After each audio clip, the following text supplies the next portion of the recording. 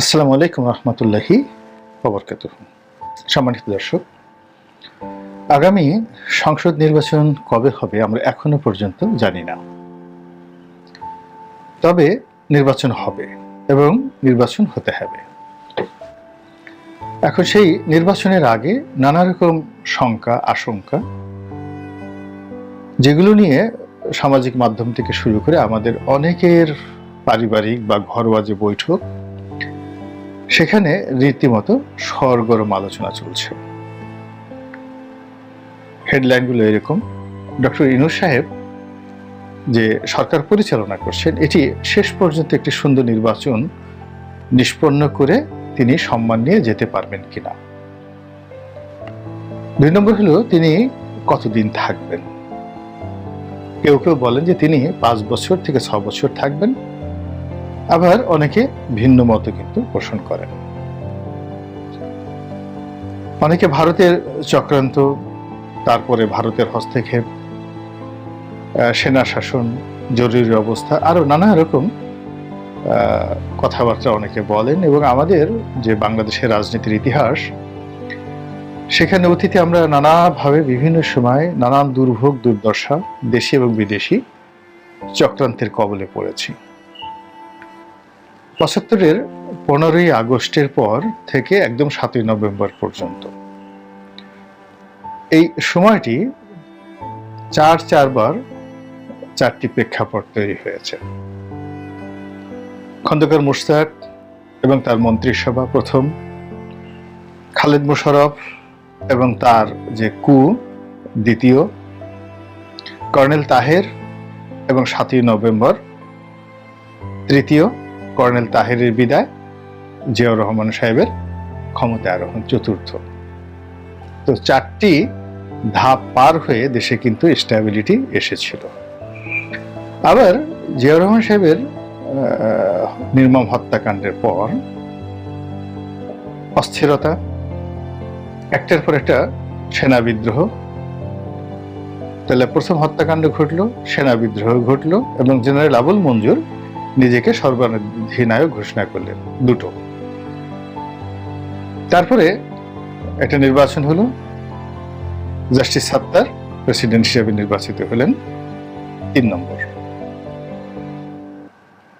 তারপরে ৪ নম্বর হিসাবে আসলেন জেনারেল এরশাদ। আচ্ছা, এইটা দেখেন যে ৭৫ এবং ৮১ এই দুই সময়ের মধ্যে ৪টি দৃশ্য আমাদের জাতীয় জীবনে এসেছে। এরপর আপনি যদি এরশাদের পতন দেখেন, তাহলে এরশাদের পতন হলো ১। পতনের পর যেটি হলো, একটা সরকারবিহীন অবস্থায়, হ্যাফহাজার্ড অবস্থায় দ্বিতীয় দৃশ্যে এসে মওদুদ আহমেদ অস্থায়ী রাষ্ট্রপতি হলেন। একটা দ্বিতীয় প্রেক্ষাপট তৈরি হলো। দ্বিতীয় প্রেক্ষাপট তৈরি হওয়ার পর জাস্টিস শাহাবুদ্দিন তিনি এলেন।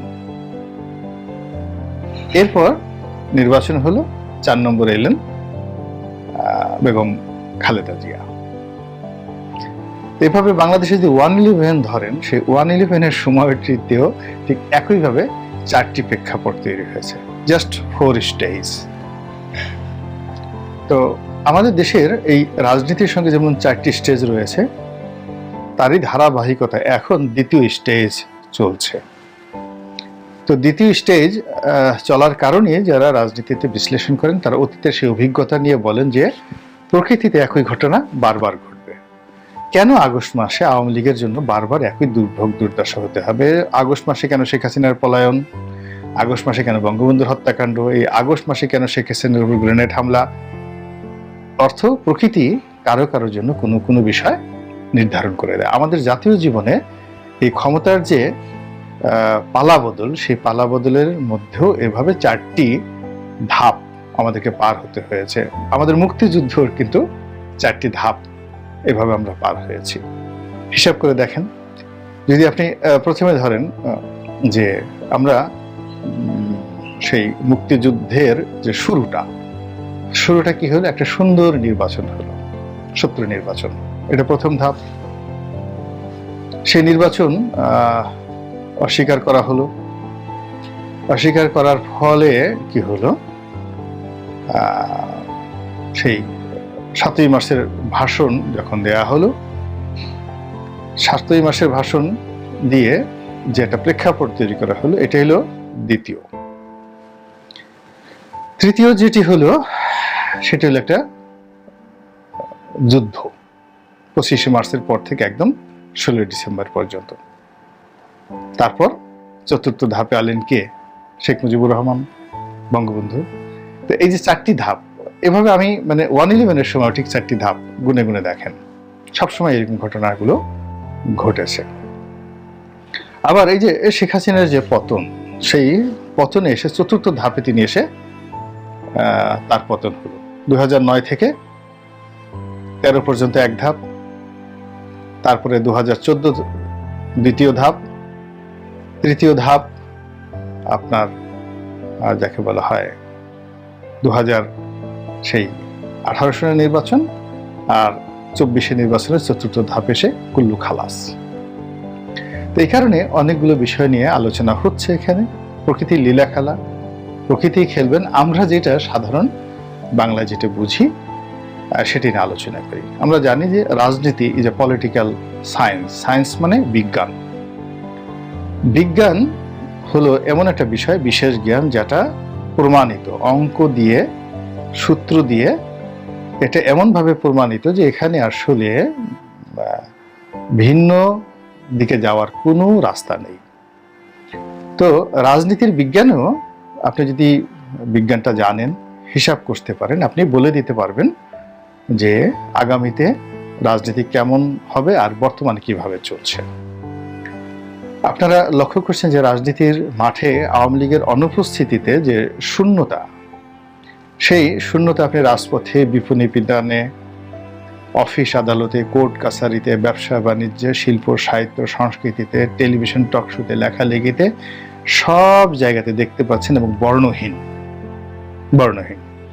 এবং আওয়ামী লীগ চেষ্টা করেছিল তাদের জমানাতে বিএনপি এবং জামাতকে বাদ দিয়ে ইনু, মিনু, মেনন এদেরকে তৈরি করে একটা কৃত্রিম থিয়েটার তৈরি করার জন্য, কিন্তু থিয়েটার তারা জমাতে পারে।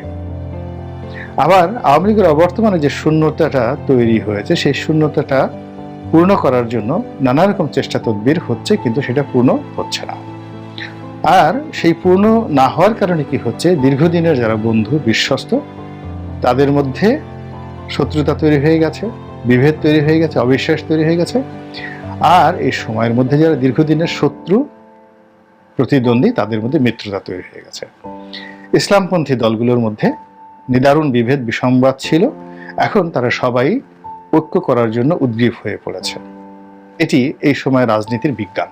কেন সেটা বড় ব্যাপার, বাট পরে বলবো। দ্বিতীয় যেটা হলো, দীর্ঘদিনের বন্ধু জামাত এবং বিএনপি, তাদের মধ্যে বিভেদ এমন তৈরি হয়েছে, এটি হবে না। এটা আওয়ামী লীগ বিএনপির যেভাবে বিরোধ, ঠিক এইভাবে জামাত এবং বিএনপির যে বিরোধটি, এটি নতুন আরেকটি প্রেক্ষাপট তৈরি না হওয়া পর্যন্ত এই বিরোধ নিষ্পত্তি হবে না। ফলে আগামীতে যে নির্বাচন আসছে, সেই নির্বাচনে জামাত এবং বিএনপি দুটো ভিন্ন ধারাতে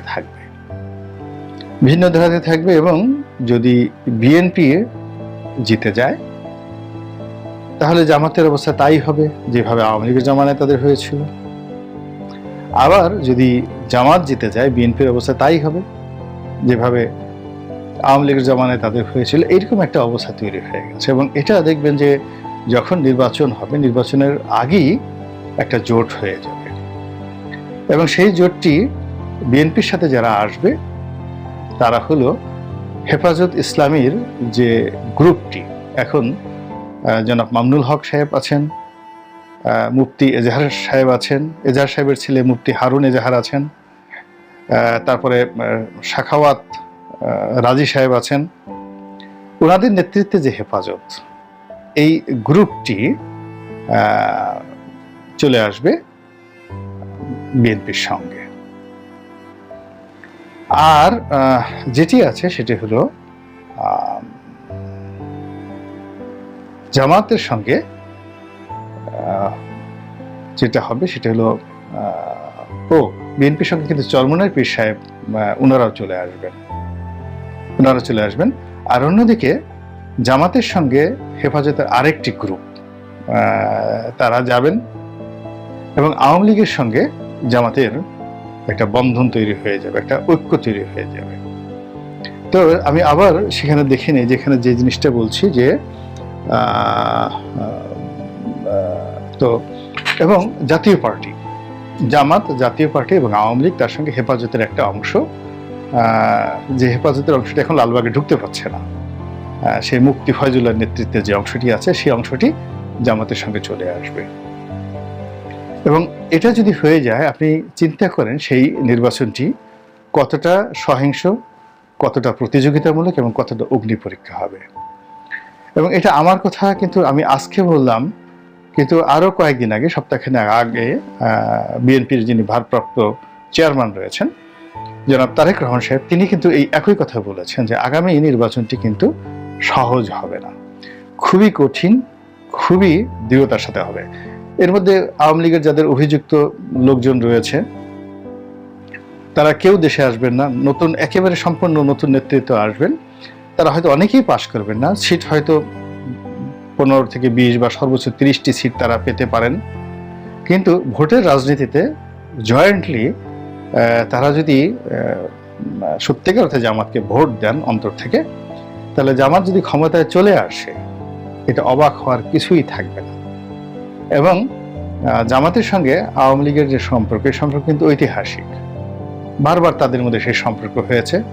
আবার আপনি দেখুন, এখন জামাতের সঙ্গে ভারতের এটি সম্পর্কের ব্যাপারে জামাতের আমিরের পক্ষ থেকে যে প্রস্তাব দেওয়া হয়েছে, সেটি নিয়ে বাংলাদেশ এবং ভারতে ব্যাপক আলোচনা হচ্ছে।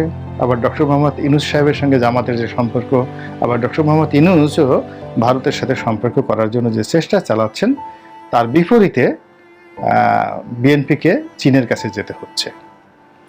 এবং বিএনপিকে চীন এবং চীনের পরবর্তীতে পাকিস্তান এবং রাশিয়া যুগপৎভাবে এই 3টা বৃহৎ শক্তির সঙ্গে তাকে নেগোসিয়েশন করতে হবে। ফলে আগামী যে নির্বাচন, সেই নির্বাচনে একদিকে ভারত, আবার অন্যদিকে পাকিস্তান, চীন, রাশিয়া এবং বিএনপি, এটাই, এবং তার সঙ্গে সঙ্গে সৌদি আরব, বিএনপির সঙ্গে সৌদি আরবও থাকবে। আর তুরস্ক, এটি এখনো বলা যাচ্ছে না তারা কোন পক্ষে থাকবে। তা আন্তর্জাতিক খেলাধুলার এই যে প্রতিযোগিতা, এই প্রতিযোগিতায় আমার ক্ষুদ্র ক্যালকুলেশন হলো যে মার্কিন যুক্তরাষ্ট্র এখানে আসলে মুখ্য ভূমিকায় থাকতে পারবে না, বিকজ তাদের যে ডিপ্লোমেসি, সেই ডিপ্লোমেসিটার প্রাথমিক তাদের সেখানে পরাজয় হয়েছে। এবং ডক্টর মোহাম্মদ ইউনূসের সাথে আমেরিকার খুব ব্যক্তিগত সম্পর্ক, কিন্তু তিনি চেষ্টা করলেও আমেরিকাকে আমাদের রাজনীতির মূল ধারাতে তিনি আনতে পারবেন না, আর তিনিও এই মুহূর্তে আমেরিকাকে অ্যাভেল করতে পারবেন না, আপহোল্ড করতে পারবেন না। এবং আপনারা জানেন যে ঐতিহাসিকভাবে 3বার কিন্তু আমেরিকা এখানে মারাত্মকভাবে পরাজিত হয়েছে। প্রথমবার পরাজিত হয়েছে যখন হোসেন শহীদ সোহরাওয়ার্দী এখানে যুক্তফ্রন্ট সরকার হলো, এবং হোসেন শহীদ সোহরাওয়ার্দী যখন আওয়ামী লীগের নেতৃত্বে আসলেন। তো হোসেন শহীদ সোহরাওয়ার্দীর সঙ্গে তিনি যখন পাকিস্তানের প্রধানমন্ত্রী ছিলেন, একেবারে যাকে বলা হতো ডাইরেক্ট সিআইএর এজেন্ট। কিন্তু যখন আইয়ুব খান ক্ষমতা আসলেন, হোসেন শহীদ সোহরাওয়ার্দীকে আমেরিকা রক্ষা করতে পারেনি। এমনকি কেন্দ্রে যখন পাকিস্তানের সরকার, তখন পাকিস্তান সেনাবাহিনীকে বলেও হোসেন শহীদ সোহরাওয়ার্দীকে বা সোহরাওয়ার্দী সরকারকে আমেরিকা রাখতে পারেনি। এটা হলো 60-এর দশকে এবং 50-এর দশকে পাকিস্তানের রাজনীতিতে আমেরিকার পরাজয়। দ্বিতীয় পরাজয় মহান মুক্তিযুদ্ধে, এবং মুক্তিযুদ্ধের সময় তারা সর্বোচ্চ চেষ্টা করেছে এই যাকে বলা হয় পাকিস্তানকে সহযোগিতা করা। তারপর 111-এর সরকারকে মূলত আমেরিকার মদতে এবং ভারতের মদতে কিন্তু 111-এর সরকার আসছে। আমেরিকা সর্বোচ্চ চেষ্টা করেছে এখানে একটি সরকার প্রতিষ্ঠা করার জন্য, পারেনি। আর এইবার আরো পারেনি, শত চেষ্টা করেছে মিস্টার পিটার ডিহাস। চেষ্টা করার পর তারা কিন্তু তাদের এই যে এখানে যে এস্টাবলিশমেন্ট ছিল, সেই এস্টাবলিশমেন্টটা এখান থেকে তুলে নেওয়া হয়েছে। ফলে এখন ডক্টর মোহাম্মদ ইউনূসের সাথে ব্যক্তিগত প্রোটোকলে অনেকের সম্পর্ক থাকতে পারে, কিন্তু রাষ্ট্রীয় প্রোটোকলে আমেরিকার সঙ্গে তার যে ব্রিজ, এই ব্রিজটি এখন একেবারে অসম্ভব একটা বিষয়। তো কাজেই সামনের যে নির্বাচন, সেই আন্তর্জাতিক খেলাধুলার ক্ষেত্রে এখানে চীন আসবে, পাকিস্তান আসবে, রাশিয়া আসবে বিএনপির সঙ্গে, আর ভারত এই বর্তমান যারা সরকার চালাচ্ছেন তার সঙ্গে সঙ্গে যদি জামাত এই যে জোটটা করে, সেই জোটের সঙ্গে সংগতির কারণে ভারত আসবে। এবং তাই যদি হয়, এখানে টাকার খেলা হবে, এখানে মাসেলের ক্ষমতা হবে, এখানে আরো অনেক কিছু হবে। সেই কূটনীতিতে জয় লাভ করে যারাই ক্ষমতায় আসবে তাদের জন্য ক্ষমতা চালানোটাও যেমন কঠিন হবে, আবার যারা এই নির্বাচন পর্যন্ত টিকে থেকে ওই নির্বাচনের মাঠে লড়াই সংগ্রাম করবেন, এটা যে কত বড় অগ্নি পরীক্ষা যারা দেশের মূলধারা রাজনীতি করেন, বিএনপিও টের পাচ্ছেন আর জামাতও টের পাচ্ছেন। আল্লাহ আমাদের সবাইকে হেদায়েত দান করুন এবং হেফাজত করুন। আসসালামু আলাইকুম রহমতুল্লাহি ওয়া বারাকাতুহু।